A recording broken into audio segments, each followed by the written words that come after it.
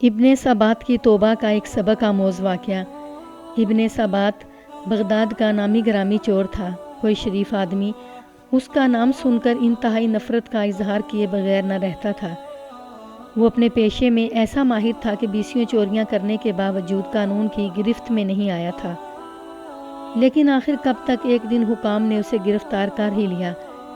قانون وقت کے مطابق اس کا ایک ہاتھ کاٹ ڈالا اور پھر اس کو ایک ناقابل اصلاح مجرم قرار دے کر مدت العمر کے لیے قید خانہ میں بھیج دیا گیا۔ اہل بغداد اب اس کا ذکر ہاتھ کٹے شیطان یا ایک ہاتھ کے شیطان کے نام سے کرتے تھے۔ 10 برس کی طویل زندگی قید خانہ میں بسر کر کے ایک دن ابن سبات کسی طرح بھاگ نکلا اور قید خانے سے باہر آتے ہی اپنے قدیم پیشہ کو از سر نو شروع کرنے کا ارادہ کر لیا۔ ایک ہاتھ کے نقصان اور قید و بند کی طویل پرصعوبت زندگی نے اس کے مزاج اور کردار پر ذرا برابر اثر نہیں ڈالا تھا۔ آزادی کی فضا میں سانس لیتے ہی چوری کی خواہش نے اسے بے تاب کر دیا اور رات کا اندھیرا پھیلتے ہی وہ اپنی مہم پر چل کھڑا ہوا۔ ادھر ادھر پھرتے 3 پہر رات گزر گئی، لیکن اس کو کسی مکان میں داخل ہونے کا موقع نہ مل سکا۔ آخر اسے ایک وسیع حویلی نظر آئی جس کے چاروں طرف دور دور تک سناٹا تھا۔ اس حویلی کے وسط میں ایک بہت بڑا پھاٹک تھا۔ ابن سبات پھاٹک کے پاس پہنچ کر رک گیا اور سوچنے لگا کہ اندر جانے کے لیے کون سا راستہ اختیار کیا جائے۔ اسی سوچ بچار میں اس کا ہاتھ پھاٹک پر جا پڑا۔ وہ یہ دیکھ کر حیران رہ گیا کہ دروازہ اندر سے بند نہیں تھا۔ اس نے آہستگی سے دروازہ پیچھے کی طرف دھکیلا اور اندر داخل ہو گیا۔ یہ ایک وسیع احاطہ تھا جس کے اندر چاروں طرف کمرے بنے ہوئے تھے اور وسط میں ایک بڑا کمرہ تھا۔ ابن سبات اس بڑے کمرے کے دروازے کی طرف بڑھا۔ اسے یقین تھا کہ یہ کسی بڑے امیر یا سوداگر کا مکان ہے۔ جو ہی اس نے دروازے کو ہاتھ لگایا، وہ بھی پھاٹک کی طرح فوراً کھل گیا۔ کمرے میں داخل ہو کر اس نے ادھر ادھر نگاہ دوڑائی تو اس کو قیمتی ساز و سامان سے بالکل خالی پایا۔ ایک طرف کھجور کے پتوں کی پرانی چٹائی بچھی ہوئی تھی، اس کے قریب چمڑے کا ایک تکیہ اور بھیڑ کی کھال کی چند ٹوپیاں پڑی تھیں۔ ایک گوشہ میں پشمینہ کے موٹے کپڑے کے چند تھان بکھرے پڑے تھے۔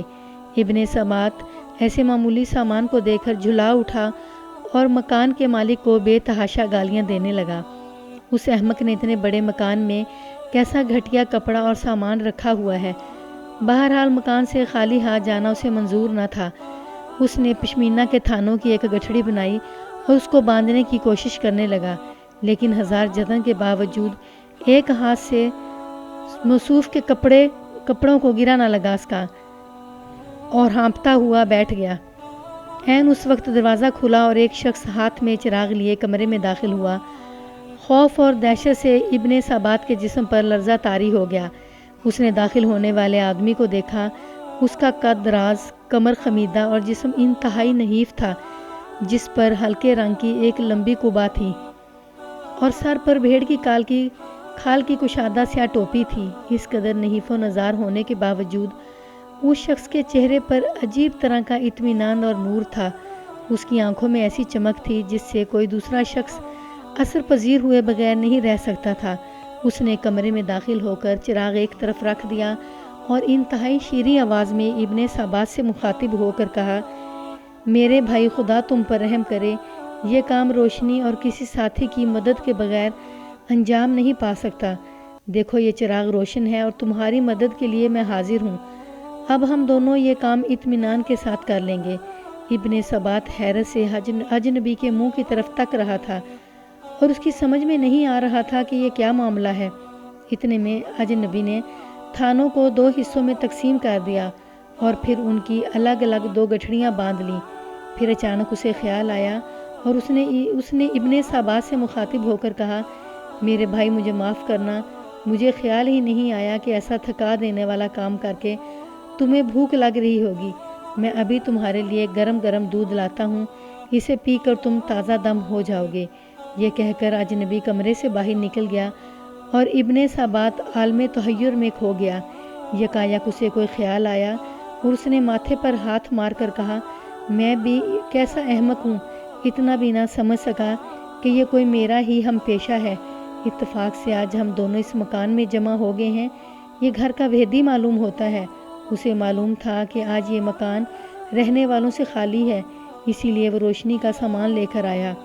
جب اس نے دیکھا کہ میں پہلے سے پہنچا ہوا ہوں تو اس سامان میں سے آدھے کا حقدار بننے کے لیے میرا ساتھ دینے پر آمادہ ہو گیا۔ وہ یہی سوچ رہا تھا کہ اجنبی ہاتھ میں دودھ کا پیالہ لیے پھر کمرے میں داخل ہوا اور یہ کہہ کر پیالہ ابن سابات کے ہاتھ میں پکڑا دیا کہ اسے پی لو، یہ تمہاری بھوک اور تکان کو دور کر دے گا۔ ابن سابات کو فی الواقع سخت بھوک لگ رہی تھی۔ اس نے آنن فانن دودھ کا پیالہ خالی کر دیا اور پھر کڑک کر اجنبی سے کہا، دیکھو میں تم سے پہلے پہنچ گیا تھا، اس لیے ہمارے پیشہ کے اصول کے مطابق تمہارا اس مال پر مطلق کوئی حق نہیں۔ تاہم تم نے مال سمیٹنے میں جس مستعدی کا ثبوت دیا ہے اس کے پیش نظر میں تمہیں تھوڑا بہت مال دے دوں گا۔ چلو اب گٹھڑیاں اٹھائیں اور چلیں۔ ابن سبات کے جواب میں اجنبی مسکرایا اور پھر شفقت آمیز لہجے میں کہا، میرے بھائی تم میرے حصے کا خیال کر کے اپنا دل میلا کیوں کرتے ہو؟ میں تم سے کسی چیز کا مطالبہ نہیں کروں گا۔ تمہارا ایک ہاتھ ہے، یہ چھوٹی گٹھڑی تم اٹھا لو اور بڑی گٹھڑی میں اٹھا لیتا ہوں، جہاں تم کہہ دو میں پہنچا دوں گا۔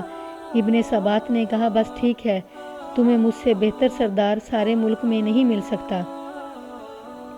میں یہ چھوٹی گٹھڑی اٹھا لیتا ہوں اور تم بڑی گٹھڑی اٹھا کر میرے آگے آگے چلو۔ نحیف الجثہ اجنبی نے پورا زور لگا کر بڑی گٹھڑی کمر پر لاد دی۔ اس کی خمیدہ کمر اس کے بوجھ سے اور بھی خمیدہ ہو گئی اور وہ آہستہ آہستہ قدم اٹھاتا ابن سابات کے آگے آگے چل پڑا۔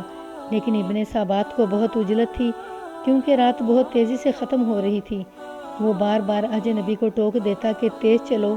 اجنبی کئی بار ٹھوکر کھا کر گرا لیکن پھر اٹھ کر کھڑا ہوا اور ہانپتا کانپتا پھر تیز تیز قدم اٹھانے لگا۔ ایک جگہ چڑھائی تھی، اجنبی کو بھاری بوجھ کی وجہ سے سخت مشکل پیش آئی اور وہ ایک جگہ بے اختیار گر پڑا۔ ابن سابات نے اس پر گالیوں کی بوچھاڑ کر دی، پھر اس کی کمر پر زور سے ایک لات رسید کی۔ اجنبی جوں توں کر کے اٹھ کھڑا ہوا اور ابن سابات سے معذرت کرنے لگا۔ ابن سابات نے گٹھڑی پھر اس کی پیٹھ پر رکھ دی اور وہ دونوں چلتے چلتے شہر سے دور ایک پرانے کھنڈر میں جا پہنچے۔ یہاں ابن سابات کی پناہ گاہ تھی۔ وہ اپنی گٹھڑی باہر رکھ کر کھنڈر کی دیوار سے اندر کود گیا اور اجنبی نے دونوں گٹھڑیاں باہر سے اندر پھینک دیں۔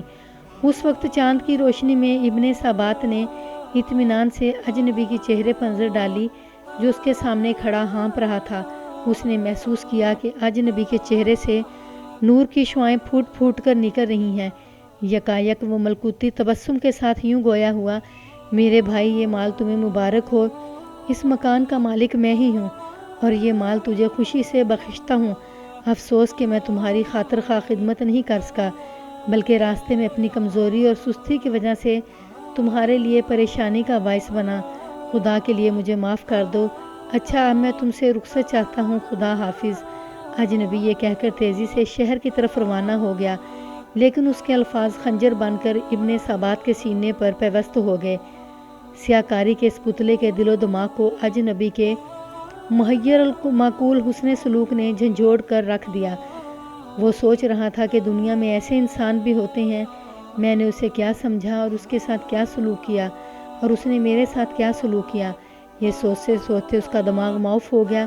ضمیر کی خلش نے اسے بے چین کر دیا اور سپیدہ سحر نمودار ہوتے ہی اجنبی کی تلاش کے لیے نکل کھڑا ہوا۔ اب اس کے دل میں کسی کا خوف نہیں تھا، بس یہی آرزو تھی کہ اس اجنبی کے قدموں پر سر رکھ دے۔ رات والا مکان ڈھونڈنے میں اسے کوئی دقت نہیں ہوئی۔ اس کے باہر کھڑے ایک شخص سے پوچھا کہ یہ کس تاجر کا مکان ہے؟ اس شخص نے حیرت سے اس کی طرف دیکھا اور کہا، میاں تم مسافر معلوم ہوتے ہو، یہاں کسی تاجر کا کیا کام؟ یہ تو شیخ جنید بغدادی کی قیام گاہ ہے۔ ابن سبات نے یہ نام سن رکھا تھا لیکن شیخ کا صورت آشنا نہ تھا۔ پھاٹک سے اندر داخل ہوا اور دیکھا کہ سامنے والے بڑے کمرے کا دروازہ کھلا ہے اور چٹائی پر تکیہ سے سہارا لگائے وہی رات والا اجنبی بیٹھا ہے اور اس کے سامنے 30-40 آدمی مؤدبانہ انداز میں بیٹھے ہیں۔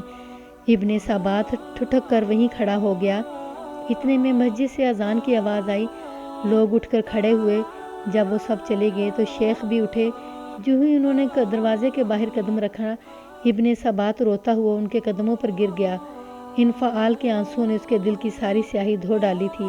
شیخ نے نہایت محبت اور شفقت سے اس کو زمین سے اٹھایا اور گلے لگا لیا۔ ابن ثابت کے دل کی دنیا بدل چکی تھی۔ دوسروں نے جو راہ برسوں نہیں دیکھی تھی، ابن ثابت نے وہ چند لمحوں میں طے کر لی۔ وہ شیخ کے حلقے ارادت میں داخل ہو گیا اور ان کے فیض صحت سے ہتھ کٹے شیطان کی بجائے شیخ احمد ابن ثابت بن گیا اور اہل اللہ میں شمار ہوا۔ جس شخص کو 40 سال تک دنیا کی ہولناک سزائیں نہ بدل سکیں، اس کو ایک مرد خدا کے حسن اخلاق اور قربانی نے چند ساعتوں میں خاصان خدا کی صفت میں شامل کر دیا۔ حاصل اندازہ کیجئے کہ اچھے اخلاق اپنے اندر کس قدر طاقت رکھتے ہیں۔ جسے تلوار کی طاقت مسخر نہ کر سکے، اسے اچھے اخلاق مسخر کر ڈالتے ہیں۔ چنانچہ اس واقعے سے ہمیں یہ سبق ملا کہ ہر حال میں اپنے اخلاق اچھے رکھیں، بے شک اسی میں ہماری فلاح ہے۔